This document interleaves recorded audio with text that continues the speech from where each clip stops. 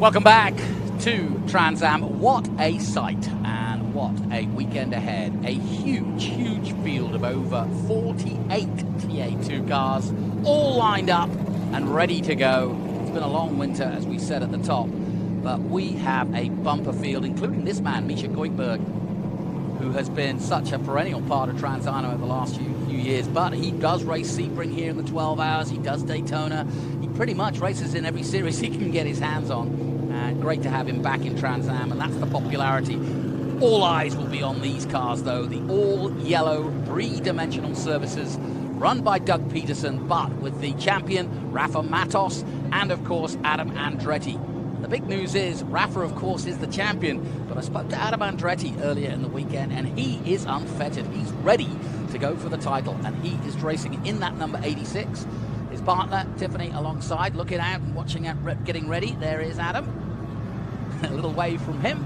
And yes, if you were wondering, he is a part of that dynasty that is the Andretti family. So they're all racing. And then car number 70, a little further down. That's Brent Cruz. We mentioned some youngsters that you may not know of. Well, here's one of them, Brent Cruz from Cornelius, North Carolina. And we'll be keeping an eye on him, but we'll also be watching very closely to what Rafa Matos does. I spoke to Rafa yesterday about the data that you see and the data that he sees after the race. We're going to be doing a feature on data brought to you by three-dimensional services. Really interesting, because data is not something we think of when it comes to Trans Am, but the level of this race series is, since it sort of re-established itself in 2011, has gone through the roof. Oh, yeah. It really has. These huge teams. We've got a huge group here of TA2, and like you were saying, the cars are very analog. It's no driver assist, no power or anything except for a little bit of power steering, but everything is driver input, standard H gear pattern, 550 horsepower. We do have some carbureted cars in this field, but then when they get off track, the amount of data and digital analysis that goes into it. So the driving is analog, and then after that, it's like a science fair of data analytics back in their paddocks with all their drivers, crews, and teams. And now that Doug Peterson is fielding a 4-car team, yeah, that's a big with news story Andretti, Mike Skeen, our 2020 champion, Rafa Matos, 2018 and 2021 champion. And if you know Doug Peterson, there are no team orders in three-dimensional services group. It's may the best man win, and it's going to be really fun to watch. I've been asked on social media and just by text why Mike Skeen is racing for Peterson, and the bottom line is he's actually doing an IMSA full season this year because he's that good. He's, like you said, a former champion, and Doug Peterson thought to himself, well, I've got a car. And it's all hands to the pump. The more information we can get early in the season, especially from Sebring, and get off to a good start, help each other. They all share the information. And I spoke to Andretti about it yesterday, and he said, yeah, just more data, more really interesting data, because we all drive differently. And the beauty of it is, if Mike Skeen says he's absolutely sure that this is the right way to go, they're going to listen to it, because he is a former champion. Yeah, and very calculating driver, as Mike Skeen races almost every weekend. We were just with International GT, our Stuttgart, and Mike Skeen have partnered up to do some racing this year. Mike Skeen's running in IMSA, but then also going to be doing a limited run in TA2. But if you want a diagnostician, if that's even a word, in your TA2 car, Mike Skeen would be it. And it's so funny because Doug Peterson, Rafa Matos, Adam Andretti, Mike Skeen, 4 totally different approaches to driving here at Sebring. Yep, it's going to be very interesting between those 4 just within the team. But of course, they've got a lot of competition. You talked about him, so you've got people like Dylan McAvern. I saw him wearing his overalls today from Turner Motorsports. He'll be doing, I'm sure, the 12 hours. He was down at Daytona. We've got some pretty darn good pedalers out there. Yeah, 2-time IMSA champion Dylan McAvern, with many podium finishes here in TA2 at Sebring as we ride on board, coming into 15 and 16 with Adam Andretti. Now, you were talking about, so the T is throttle, the B is brakes, and we're going to be watching that and where he's hitting in this very rough circuit. As you can see, the cars bouncing up and down as they come down this long straightaway into turn 1. Now, this is, just so you understand, this is not a race. This is just their practice. They qualify later today. So if you're interested in Trans Am only, keep an eye on this session because it could give you a good indication. They had a practice yesterday. Conditions weren't that different. I can give you those results, but I really don't think they mean too much. No. They were just building up, and this session likewise won't tell you everything. They're not going for glory here. It's a case of getting off those cobwebs, setting up the car, looking at data, and getting ready for qualifying. And now, go ahead. If you're looking at these three-dimensional cars and can't tell them apart, neither the Mission Foods 3, we're going to be struggling with that, and I'll tell you, it's something we need to address, honestly, in Trans Am because it's kind of a race strategy to make the cars look alike, the numbers to be so similar that when something happens in front of a corner worker, it's kind of hard for those corner workers to report that. So I may not be allowed to say this, but I have. The cat's out of the bag. I can't unring this bell. See how similar all three of those cars look. We might need to address that because it's a good little gaming strategy Doug Peterson's got right there, and it's per the rules currently. Yeah, it's interesting you say that. David Hoots, we've talked in the past about bigger numbers perhaps, more definition, and I think it'll happen. It's starting to evolve. The race director, of course, with over 30 years of experience in this sort of racing, having done NASCAR. So, yeah, we're looking at all sorts of permutations, but as you say, that's a clever idea in many ways. But you can see the number is 89, that's on the side, and on the back, 86 following him. So that's how you kind of keep up today. Adam Andretti running the 86, Doug Peterson the 87, Rafa the champion. And interesting enough, when you get close to Rafa's car, you'll see it says 8-8, but in the middle is the 1 standing for the champion. And watch his hands here. Coming around, this is the most important turn here at Sebring. It sets you up for this long, almost 3/4 mile long straightaway. Look at that, 130 miles an hour. Here's another little thing. Look at his left shoulder there, right? On the bottom left of your screen. See that yellow seat insert there? I watched him put that on yesterday. That is basically a padding because he was struggling around sunset and some of the left-handers just to stay in the seat because it's so bumpy, so physical. And I watched him spend a good 20 minutes putting that together. New livery there, paint scheme for Bruce Raymond in that Optima Batteries, beautiful car.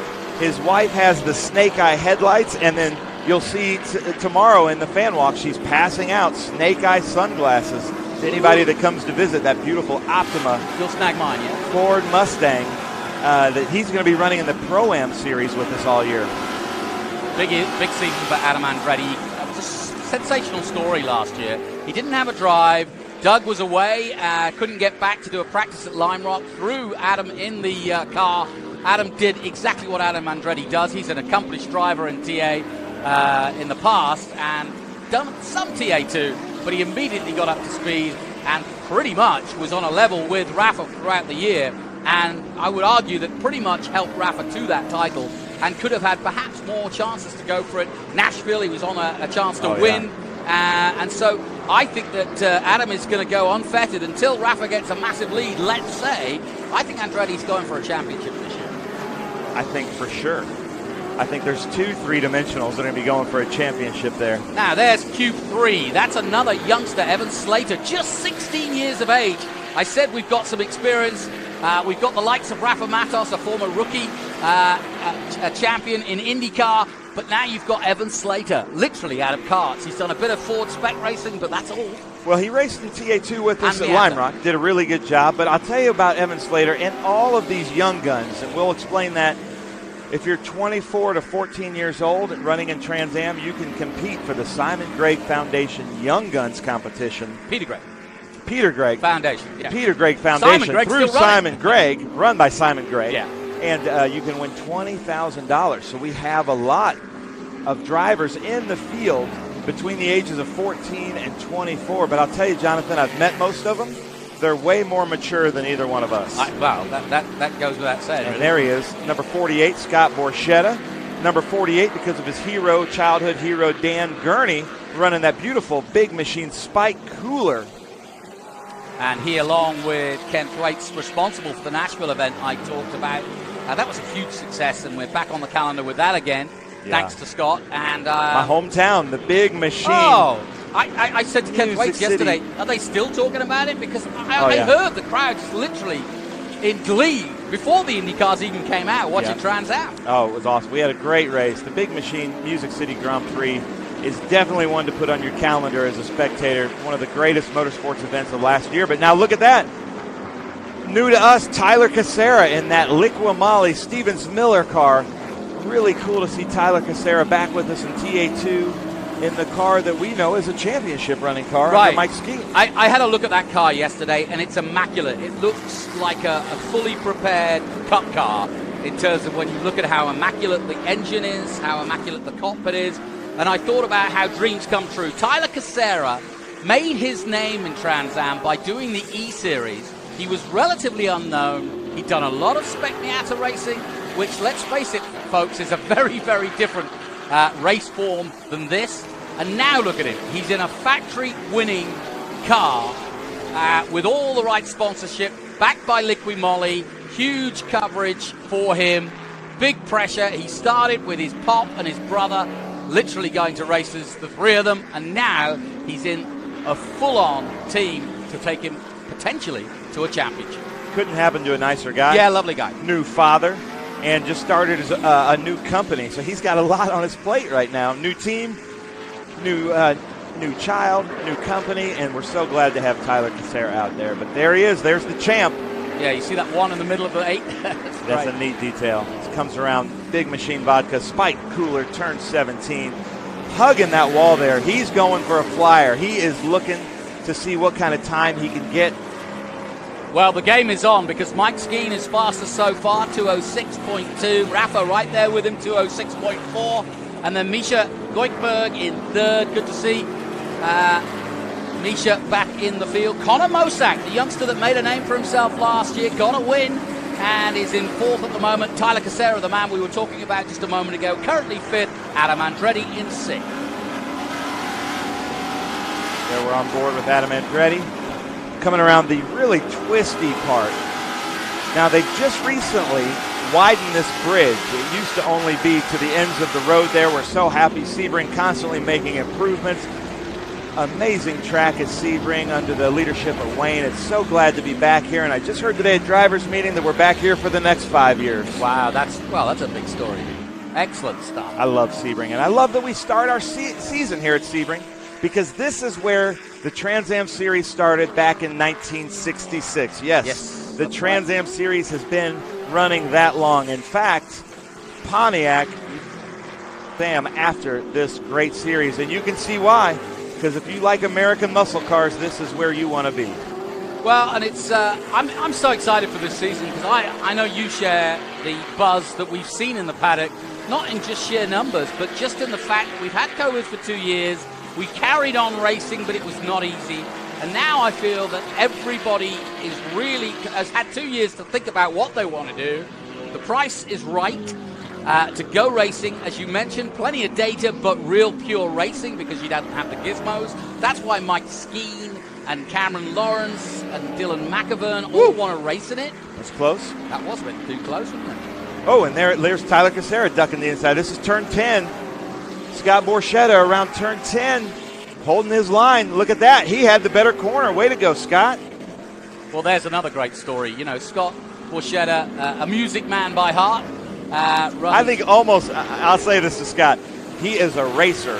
He just happened to get distracted by a music career. Well, he happened to be able to afford his racing by being successful in the music business. And I think that's how he's going to put his epitaph at the end of the day, because he loves the music industry and it's been great to him. And he's done so much for so many artists, but really, this is where you'll find him over a weekend. Yeah, he is a racer through and through. I think he would do this every weekend if he could. And I know that he's one of the hardest working music men in Nashville, always doing things for the music industry. And, well, here we go, Misha Goikberg. I'll tell you what's going to be interesting about this. Misha, like I said, has had a lot of coaches over the years to get him up to speed. And what I'm really interested to see, he's got a new teammate this year who's doing the whole national championship. Her name is Michelle Abate. She is, well, it's official. She's the most popular driver out there in Trans Am. We got her at the awards last year. But she has finally plumped and done the national series for the first time. She's done a lot of West Coast racing and won in the West Coast. Is that a yellow flag? Yellow flag at 16, yeah. Okay. But I got to brag on Michelle Abate. She brought us some of this new Ghost Energy drink. It's delicious, and she brought us some Focus drink, too, for our ADD. It's to good. help us focus. So we're so happy to have Ghost Energy drink here with us in the Trans Am Series, sponsoring the most popular driver as voted by our fans last year, Michelle Abadi. Her and her husband have, over the years, been literally the team. That and Moxie the dog. Yeah. But I don't want to underplay just how successful they've been, because they put themselves now in this BC Racing, this Canadian team, with Mich Goikberg, and really, really impressive to see how well she goes this year, getting help from Misha. Yeah, and I spoke to her last night on the phone, and she says, man, Blaze Chitta really sets up a great car. She said, it felt so good I didn't have any input for him. She said, the car feels so well set up, she didn't know what to tell Blaze. The 44 of Patrick Paul. Patrick Paul was with us at, I believe, Road America last year and the Big Machine Music City Grand Prix. So happy to have him out here with that monster paint scheme, as we've got some trouble there coming under the bridge. Somebody's going too slow coming into the Franklin Road Turn 7 complex. And a change in the overall practice so far with 10 minutes to go. Goikberg has gone to third. Mosak has gone to fourth. Dylan McAvern is That's now Connor up to Mosak. fifth. Yep. I think it looks like he's putting heat in his tires. Looks like he's about to go for a flyer. Okay. Making some room. Well, his last lap that gave him fourth place was a 2:07.8 compared to a 2:06.2 by Mike Skeen, who leads the way at the moment from Rafa Matos. 10 minutes to go then. Connor Mosak is running for a championship. Unbelievable talent we saw last year in that Nick Taylor SLR Chevy Camaro. And I said he's going for a flyer. It is testing. We're not qualifying, but he's just trying to see what that car can do here. This is probably the most torturous circuit that we run in the whole season. Another reason why it's a great place to start. If your car can survive Sebring, it can probably survive anywhere else. And everybody's trying to figure out what their car can and cannot do in this last session before qualifying. Flat as can be here in Central Florida. This is where they make all the fruit here. The Florida oranges that came through the groves this morning. Beautiful sight as the sun came up. And there is this old airfield. That's a lovely story, how it all came to be. Down the Ullman Straight. You can really see the cars lifting up, see out the front, and then they hit the brakes and the car slams down on the ground at the longest straight into this braking zone at the Big Machine Vodka Spike Coolers. Here comes a Team SLR car here. That's Connor Mosak and that Nick Taylor. Look at this beautiful shot coming around. Now watch how rough it gets as he tries to go under that blue dot. See the blue dot on the bridge? Yeah. That's the line that they want to hit. That is the best line for the most speed. It's not quite the apex, but it's the smoothest line around. That racing school trick. You can go under that bridge, turn 17 under that blue dot. That seems to be the fastest line around. As we saw Carl Rydquist coming into frame there, racing for FranklinRoad.com, our West Coast champion, racing in the National Championship. First time he's series. in the National Championship. He's done a few races, but this is the first time he's plumped for the full season. Looking forward to him. He came under my radar again under that E-Championship, and definitely somebody to watch. Carl Rydquist, comes from Sweden originally, but has raced most of his career here. A stunt driver by trade that never put a wheel wrong. You know, you would think that a stunt driver. Yeah, so it's kind of neat. He definitely knows his car control, and there he is, Connor Mosak. He is definitely going to be in the hunt for a championship this year. Had an unfortunate incident as he was in third place near the end of the race here last year, so he's got kind of a monkey on his back with Sebring. Another one also going for young guns. I believe he's 22 years old as Connor Mosak. And just when you talk to him, you think you're talking to a focused fighter pilot. All the drivers here running for young guns, they have the focus of wanting to make it into the Cup Series.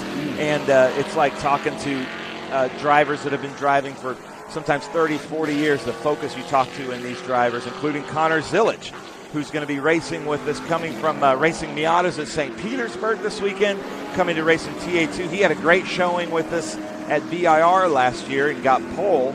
And so these young guns, these development into the NASCAR series, we've got quite a few of them racing here with us. Let me just read off something that may just stun you. There are 8 former TA2 drivers that all took part in the recent 500, the Daytona 500. Harrison Burton, Tyler Reddick, Christopher Bell, Austin Dillon, Justin Haley, Daniel Suarez, Ty Dillon, and Chase Briscoe. All, by the way, Briscoe was third, all have taken part in Trans Am. And so when you look at Conor Mosack, think of those big names that you now know. In fact, Daniel Suarez raced with us at Nashville last year. Yeah, he did. So cool. Who's gone off at somebody's gone off at 16. Le Mans. But it was so cool to see Daniel Suarez racing against his owner, Justin Marks, in Nashville. Justin's now hometown, Trackhouse Racing. And they were racing wheel-to-wheel so hard. And DTM star Joey Han. Yeah. So Trans Am continues to attract a very interesting and diverse group of racers. For those of you who are wondering how Ernie Francis Jr. has got on over the winter, well, he has got on sensationally. He is going Indy Lights racing. He did the FR Series, which is also part of Tony Pirelli's world. And that's a spin around. Is that McAvern? That's probably Keith Prochuk, I believe. It's Mark Kentensi. Oh, yeah, I met him yesterday. New driver with us. Welcome, Mark.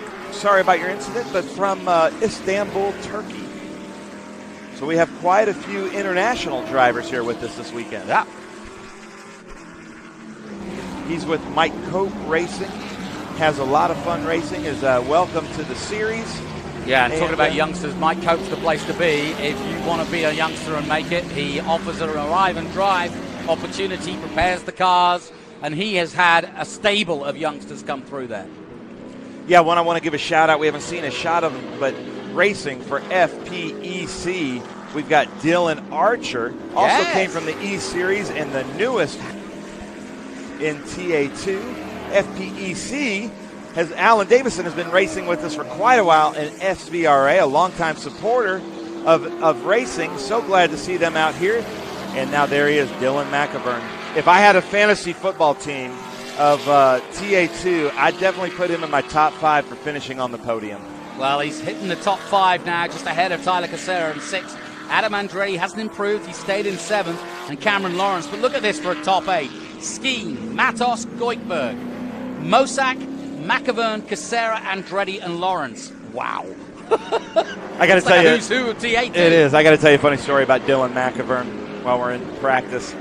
His mom is a great supporter of the series, everything that Dylan McAvern's doing. So I was asking Dylan where all he's won, because I know he's won here. He's a 2-time IMSA champion, and he didn't know his own discography. And I was like, oh, if your mom knew what you were telling me right now, she'd be so angry, because she could rattle off everything he's ever done in his career, as could his dad, who raced in the Grand Am racing.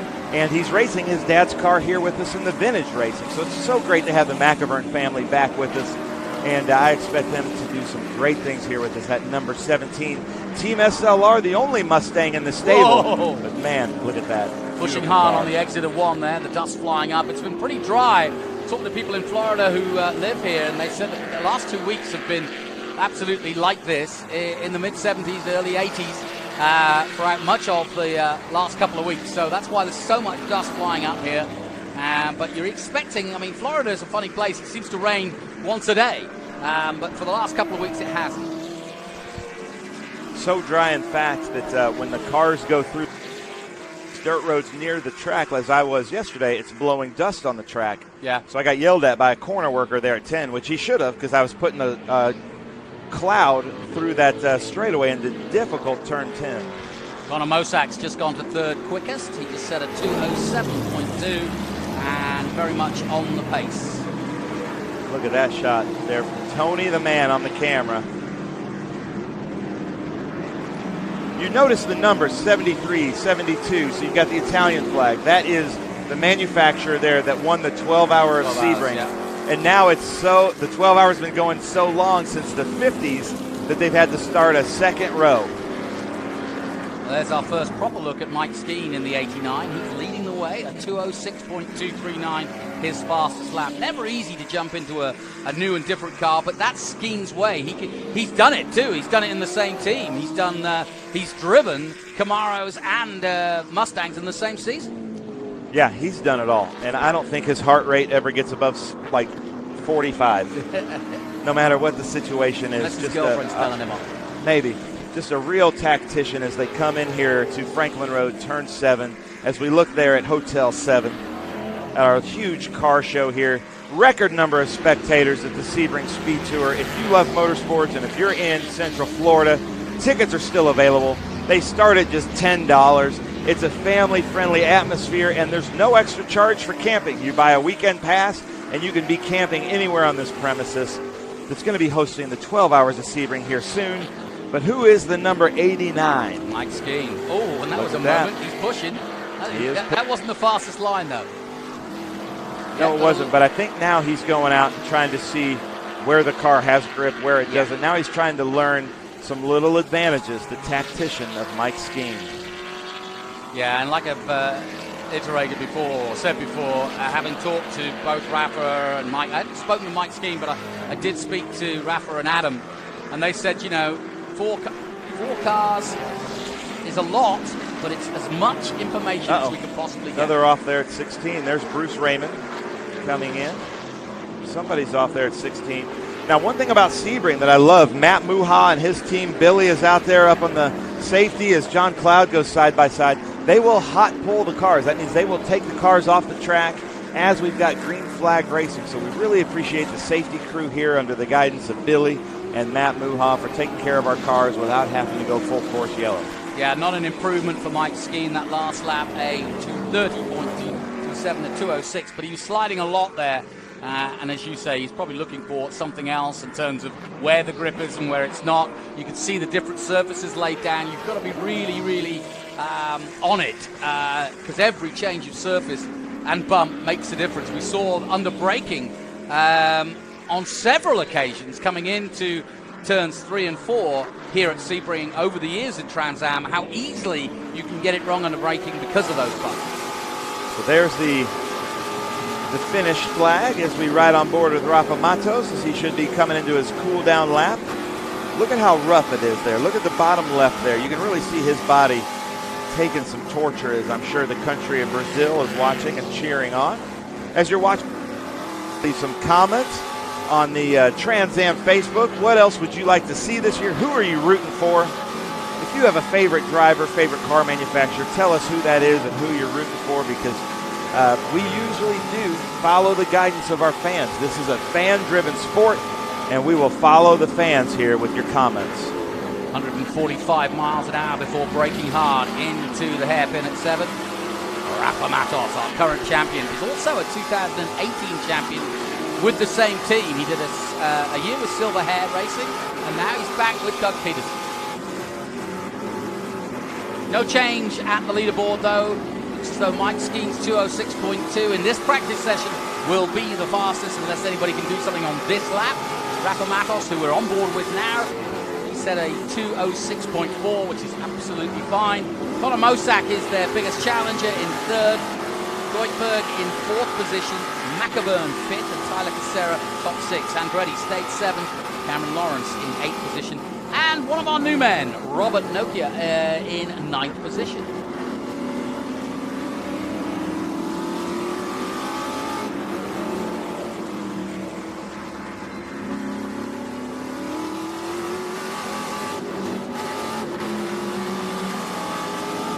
There you can see his best lap, 206.4.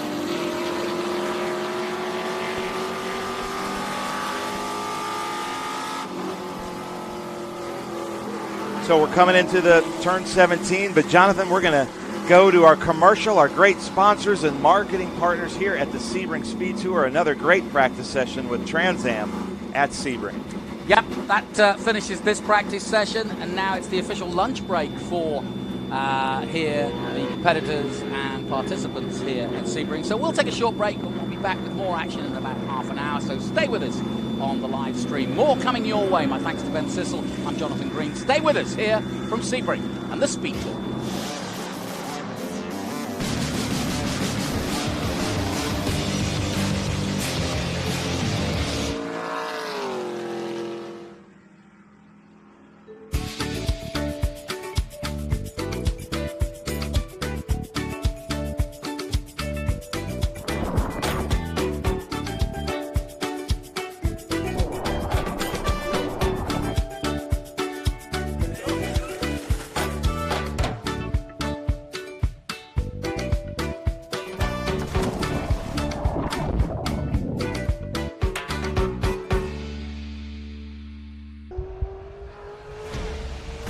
As you can tell, I like to go fast. Our race team is really well prepared.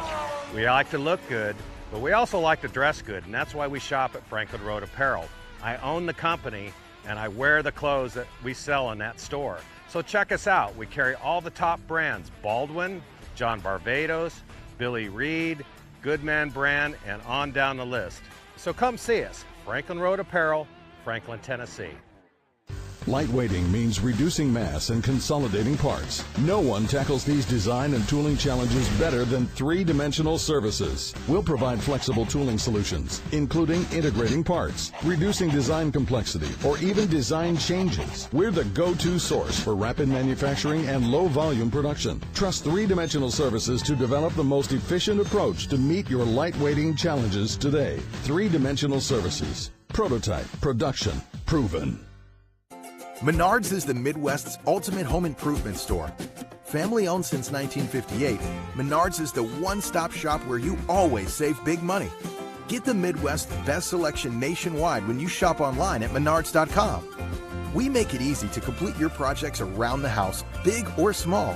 From hardware to plumbing or paint to appliances, we carry it all. Visit menards.com today to save big money at Menards.